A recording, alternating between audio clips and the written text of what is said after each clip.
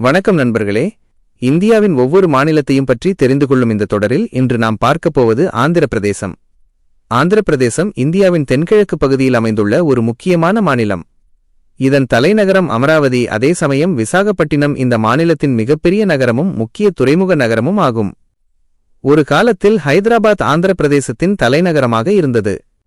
ஆனால் 2014ஆம் ஆண்டு ஆந்திர பிரதேசம் பிரிக்கப்பட்டு தெலங்கானா மாநிலம் உருவான பிறகு ஹைதராபாத் தெலங்கானாவின் தலைநகரமாக மாறியது. இந்த மாநிலத்தின் அதிகாரப்பூர்வ மொழி தெலுங்கு. அதனால்தான் ஆந்திர பிரதேசம் தெலுங்கு கலாச்சாரத்தின் இதயமாகவும் கருதப்படுகிறது. ஆந்திர பிரதேசம் என்றாலே முதலில் நினைவுக்கு வருவது திருப்பதி ஸ்ரீ வெங்கடேஸ்வரர் கோவில். உலகம் முழுவதிலிருந்தும் கோடிக்கணக்கான பக்தர்கள் ஆண்டுதோறும் இங்கு வந்து தரிசனம் செய்கிறார்கள். இந்தியாவின் மிக புகழ்பெற்ற ஆன்மீக தலங்களில் இதுவும் ஒன்றாகும்.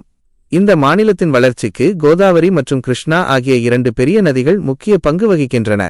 இந்த நதிகளால் விவசாயம் செழித்து வளர்கிறது. அரிசி, மிளகாய், மாம்பழம் மற்றும் கடல் உணவுகள் உற்பத்தியில் ஆந்திர பிரதேசம் முன்னணி மாநிலங்களில் ஒன்றாக திகழ்கிறது. சுற்றுலாவை விரும்புபவர்களுக்கு அரக்கு பள்ளத்தாக்கு, போரா குகைகள் மற்றும் விசாகப்பட்டினம் கடற்கரை போன்ற இடங்கள் மிகவும் பிரபலமானவை. மேலும் உலக புகழ்பெற்ற பாரம்பரிய நடனமான குச்சிப்புடி இந்த மண்ணில் தோன்றியது என்பது ஆந்திர பிரதேசத்தின் மற்றொரு பெருமையாகும். வரலாறு, ஆன்மீகம், இயற்கை, கலாச்சாரம் மற்றும் விவசாய வளம் என பல சிறப்புகளை தன்னகத்தே கொண்ட மாநிலம்தான் ஆந்திர பிரதேசம். இந்த வீடியோ உங்களுக்கு பிடித்திருந்தால் லைக் செய்யுங்கள். இந்தியாவின் அடுத்த மாநிலத்தை பற்றி தெரிந்து கொள்ள நம்ம சேனலை சப்ஸ்கிரைப் செய்ய மறக்காதீர்கள். நன்றி.